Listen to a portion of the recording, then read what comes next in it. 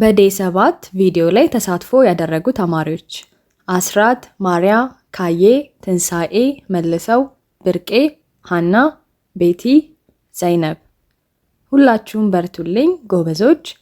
ሌሎቻችሁም እንዲሁ ተሳትፎ በማድረግ የተማራችሁትን በተግባር ለውጡ። Hello dear students, welcome to day 8. በዛሬው ትምህርታችን የምናየው በጣም ወሳኝና አስፈላጊ የሆነውን ርዕስ asking and giving direction አቅጣጫ መጠየቅና መስጠት ይሆናል። እንደተለመደው ይህን ቪዲዮ ላይክ በማድረግ ብዙ ሰዎች ጋር ደርሶ እንዲጠቀሙበት አድርጉ። በቪዲዮ መጨረሻ እንደ ሁልጊዜው ፈተና ወይም ቴስት ስለሚኖር እስከ መጨረሻው በመቆየት ተከታተሉ። አሁን ወደ ትምህርታችን እንሂድ። እንጀምር። ቀድመን የምናየው የቃላቶችን ትርጉም ነው። ለዛሬው ንግግራችን እንዲሁም ለእንግሊዘኛ ዕውቀታችን የሚጠቅሙንን አንዳንድ ቃላቶች ትርጉም እናያለን። የመጀመሪያው straight ahead ይላል። straight ahead straight ahead ማለት ቀጥታ ማለት ነው። እነዚህ ቃላቶች እንዳለ ለአቅጣጫ የምንጠቀማቸው ቃላቶች ናቸው። ሁለተኛ ላይ ያለው left left ግራ right right ቀኝ። ምናልባት right የሚለውን በሌላ ትርጉም ልናገኘው እንችላለን። ሌላኛው ትርጉሙ ትክክል የሚለው ትርጉሙ ነው። ነገር ግን ቀኝ ለማለትም right የሚለውን ነው የምንጠቀመው። next to next to ቀጥሎ ማለት ነው። next to ማለት ቀጥሎ ወይም ቀጣይ ማለት ነው። in front of in front of in front of ፊት ለፊት ማለት ነው። across from across from ይህም ፊት ለፊት ማለት ነው። መሃል ላይ መንገድ ሊኖር ይችላል። ተሻግሮ እንደማለት ነው። ተሻግሮ ፊት ለፊት ለማለት ስንፈልግ across from እንላለን። የመጨረሻው behind behind behind ጀርባ ማለት ነው። ይህን የምንጠቀመው ደግሞ አንድ ነገር ጀርባ ይገኛል ለማለት behind እንላለን። እነዚህን ካየን ይበቃናል። ወደ ንግግሮቹ ነው የምንሄደው። በመጀመሪያ የምናየው asking direction ወይም አቅጣጫ መጠየቅ ይሆናል። ስለዚህ ለመጠየቅ የምንጠቀማቸው ንግግሮች እንያ። እስከ day 8 ድረስ አብራችሁን ከነበራችሁ ከዚህ በፊት ያሉትን ቪዲዮዎች ካያችሁ አሁን የምናየውን ቃል በደንብ ታውቁታላችሁ በእርግጠኝነት። ማንኛውንም ሰው ማናውቀውን ሰው ስንጠይቅ፣ ለእርዳታ ስንጠይቅ ወይም አስቁመን ስንጠይቅ የምንጠቀመው ቃል አለ። እሱም excuse me የሚለው ነው። excuse me አንዴ ይቅርታ እንደማለት ነው። ስለዚህ ይችን ቃል አሁንም አቅጣጫ ለመጠየቅ እንጠቀማታለን ማለት ነው። ምሳሌውን እንያ መጀመሪያ በአማርኛ ማለት ነው። አንዴ ይቅርታ ወደ ታይምስ ስኩዌር እንዴት እንደሚሄድ ታሳየኛለህ ወይም ትነግረኛለህ። ታይምስ ስኩዌር ማለት አሜሪካ ውስጥ ኒውዮርክ ውስጥ የሚታወቅ ቦታ ነው። በጣም ታዋቂ ቦታ ነው። ስለዚህ ምናልባት እዛ መሄድ ከፈለግን እንዴት እንደምንጠይቅ ነው እዚህ ጋር ያለው። excuse me, can you tell me how to get to Times Square? በቀይ ያለው can you tell me how to get to የሚለው የማይቀየር ንግግር ነው። መጨረሻ ላይ ታይምስ ስኩዌር የሚለውን እናንተ መሄድ በምትፈልጉበት ቦታ መተካት ነው ማለት ነው። ስለዚህ አንድ ላይ ስናነበው excuse me, can you tell me how to get to Times Square?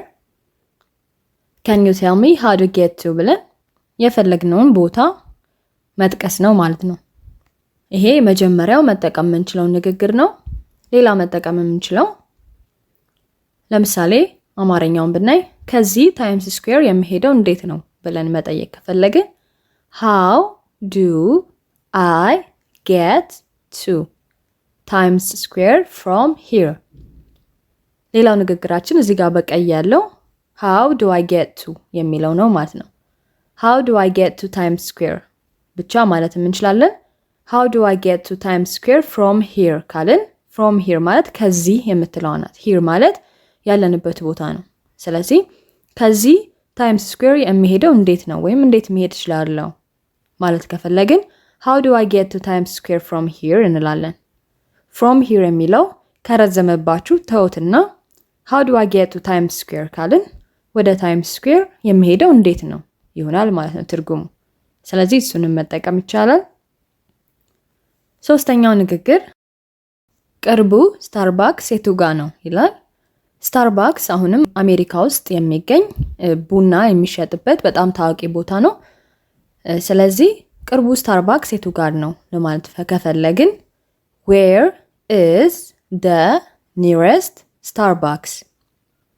where is the nearest የሚለውን እንጠቀማለን ማለት ነው። በመቀጠል የምንፈልገውን ቦታ መተካት ነው። ስለዚህ በቀይ ያለው አይቀየርም። ቅርቡ ስታርባክስ የቱ ጋር ነው እንላለን ማለት ነው። ምክንያቱም ብዙ ቦታዎች ላይ ስለሚገኝ ማለት ነው ስታርባክስ። ስለዚህ እንዲሁ ብዙ ቦታዎች ላይ የሚገኝ ነገር ከሆነ ለምሳሌ ባንክ ሊሆን ይችላል፣ ፋርማሲ ሊሆን ይችላል፣ መድኃኒት ቤት ማለት ነው። ባለፈው እንዳየነው ደግሞ ሱፐርማርኬት መሄድ ከፈለግን ወይም ግሮሰሪ ስቶር መሄድ ከፈለግን ቅርቡ ሱፐርማርኬት የቱ ጋር ነው ማለት ከፈለግን where is the nearest grocery store ማለት እንችላለን ማለት ነው። ስለዚህ ቅርቡን መጠየቅ ከፈለግን ይሄን ንግግር እንጠቀማለን ማለት ነው። ስለዚህ አቅጣጫ ለመጠየቅ ሶስቱን ከላይ የነበሩትን ሶስቱን ከያዛችሁ በቂ ነው። በንግግር ስለምናየው አትጨነቁበት ከጠፋባችሁ ማለት ነው። አሁን ወደሚቀጥለው እንሂድ። giving direction ወይም ደግሞ አቅጣጫ መስጠት። አቅጣጫ ለመስጠት ደግሞ ወሳኝ የሆኑ ንግግሮችን እናያ። የመጀመሪያው ቀጥ ብለህ ሂድ የሚለው ነው ወይም ቀጥ ብለሽ ሂጂ። go straight ahead go straight ahead straight ahead የሚለውን ቅድም ምን ብለናል? ትርጉሙን ቀጥታ ማለት ነው። go ማለት ደግሞ ሂድ ማለት ነው። ስለዚህ ቀጥታ ሂድ ወይም ቀጥ ብለህ ሂድ እያልን ነው። go straight ahead ካልን ቀጥ ብለህ ሂድ። ሌላኛው ደግሞ በሚቀጥለው መታጠፊያ ወደ ግራ ታጠፍ ማለት ከፈለግን turn left at the next corner turn left at the next corner left ማለት ትርጉሙን ምን አለን? ግራ። turn left ማለት ወደ ግራ ታጠፍ ማለት ነው። at the next corner ማለት ደግሞ በሚቀጥለው መታጠፊያ። ኮርነር ማለት የአንድ መንገድ የሚያልቅበት ጠርዝ ማለት ነው ኮርነር ማለት። ስለዚህ እቺ መንገድ እየሄድክ የምታገኘው መታጠፊያ ወደ ግራ ታጠፍ እያለ ነው። ኔክስት ማለት ቀጣይ ማለት ነው። ስለዚህ ቀጣይ መታጠፊያ ስታገኝ ታጠፍ እያልነው ነው። ስለዚህ በሚቀጥለው መታጠፊያ ወደ ግራ ታጠፍ ለማለት ይህን እንጠቀማለን። ወደ ቀኝ ታጠፍ ለማለት ሌፍት የሚለውን ራይት አድርጎ መቀየር ብቻ ነው።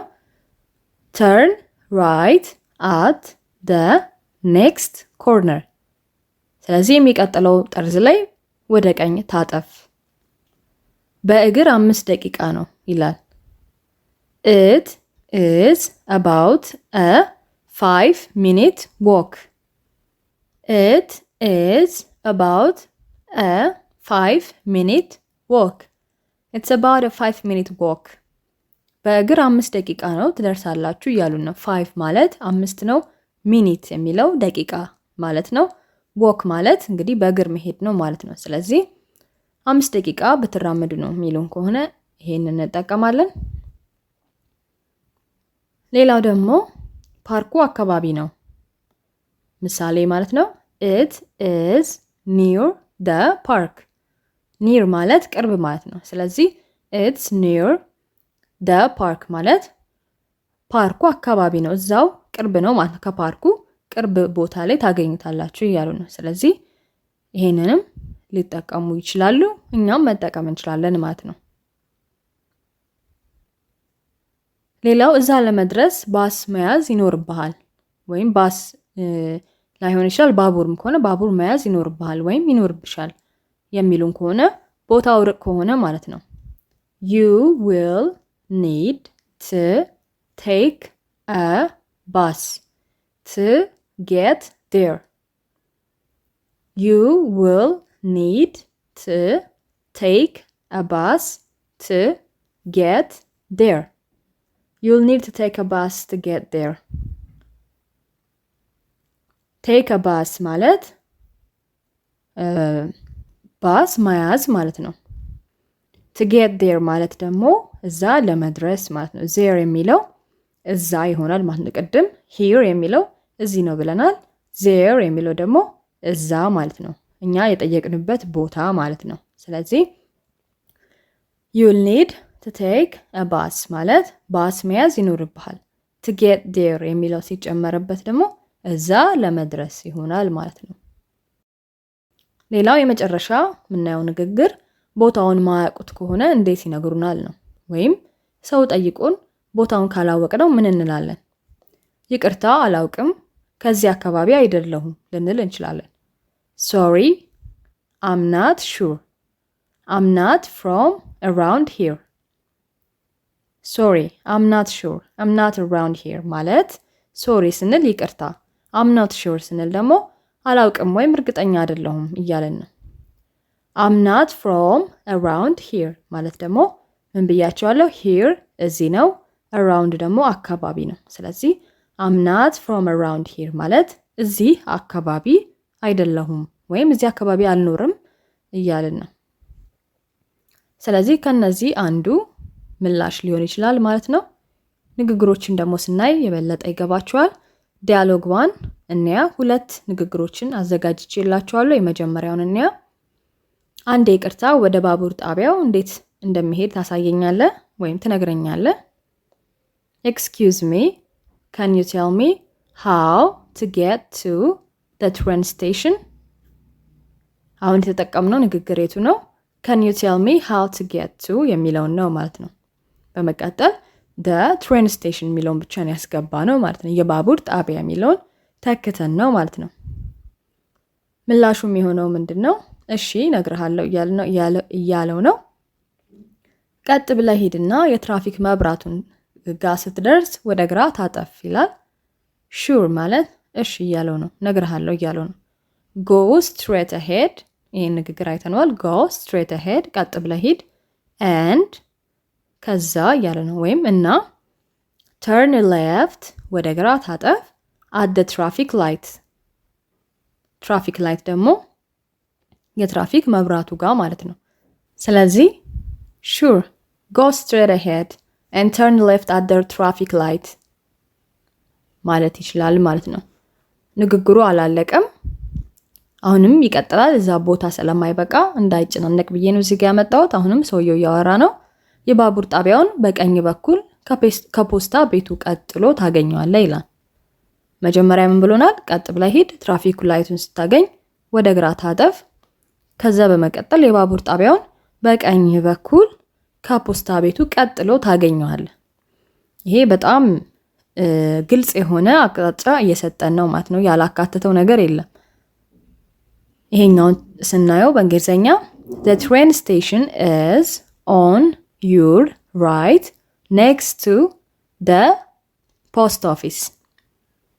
next to ሚለውን አይተናል ቅድም።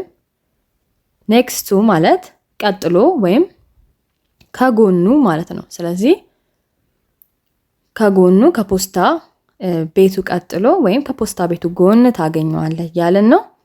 the train station is on your right ማለት በቀኝ በኩል right ቀኝ ነው ብለናል።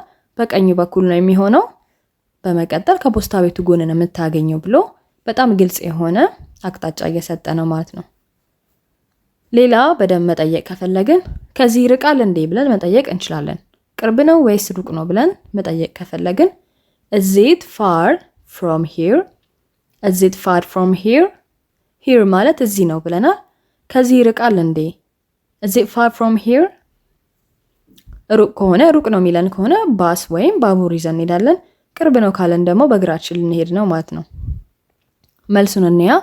አይ በእግር የ10 ደቂቃ መንገድ ነው ይላል። ኖ ማለት አይርቅም፣ አይ ያለን ነው። it's only about a 10 minutes walk ይሄም ያየነው ንግግር ነው ቅድም። no it's only about a 10 minutes walk 10 minutes walk ማለት የ10 ደቂቃ መንገድ ወይም የ10 ደቂቃ እርምጃ ማለት ነው። walk ማለት መራመድ ነው። ስለዚህ የ10 ደቂቃ እርምጃ ነው እያለን ነው። በመቀጠል እናመሰግናለን። በጣም አመሰግናለሁ ለማለት thank you so much። thank you ማለት አመሰግናለሁ ነው። so much ሲጨመር በጣም ይሆናል ማለት ነው። thank you so much ብለን እንሄዳለን ማለት ነው። ይህ የመጀመሪያው ንግግራችን ነው። ወደ ሁለተኛው ንግግር እንሂድ። አሁንም excuse me ብለን ነው የምንጀምረው። አንዴ ይቅርታ፣ ቅርቡ መድኃኒት ቤት የቱ ጋር ነው? excuse me, where is the nearest pharmacy?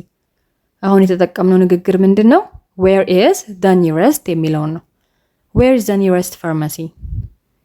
በመቀጠል ምላሽ እናገኛለን።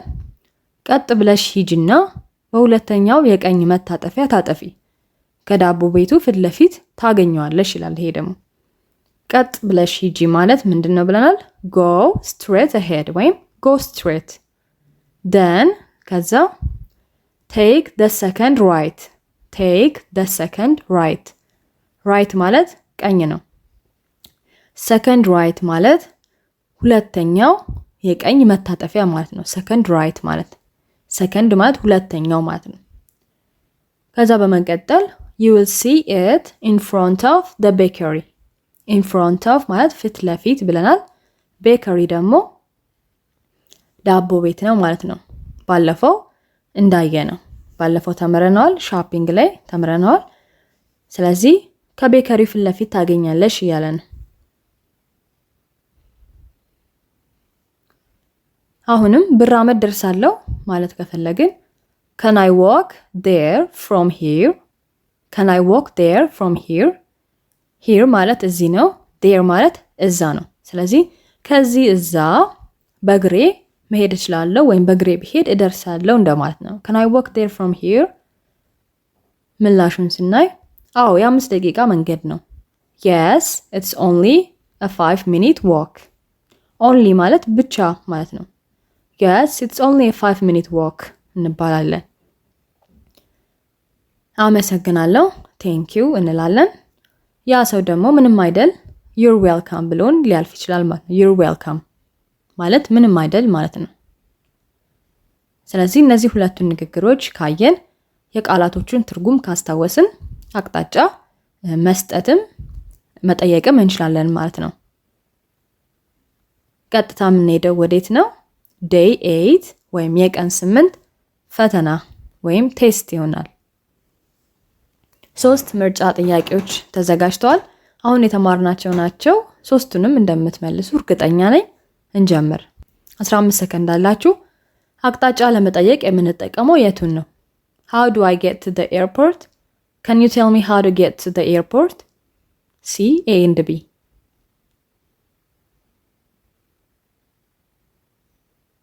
C, A and B ሁለቱንም መጠቀም እንችላለን።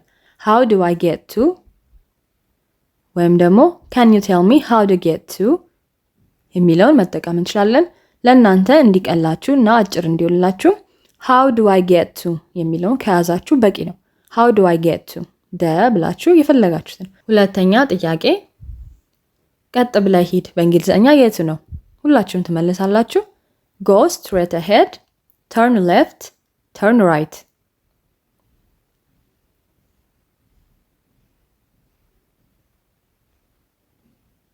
go straight ahead ወይም go straight ቀጥ ብለህ ሂድ። ቢ ላይ ያለው ምንድነው? turn left ወደ ግራ ታጠፍ። ሲ ላይ ያለው turn right ወደ ቀኝ ታጠፍ። ሶስተኛ ጥያቄ መድኃኒት ቤቱ ከባንኩ ቀጥሎ ነው ለማለት ምን ትጠቀማላችሁ? in front of, next to, across from።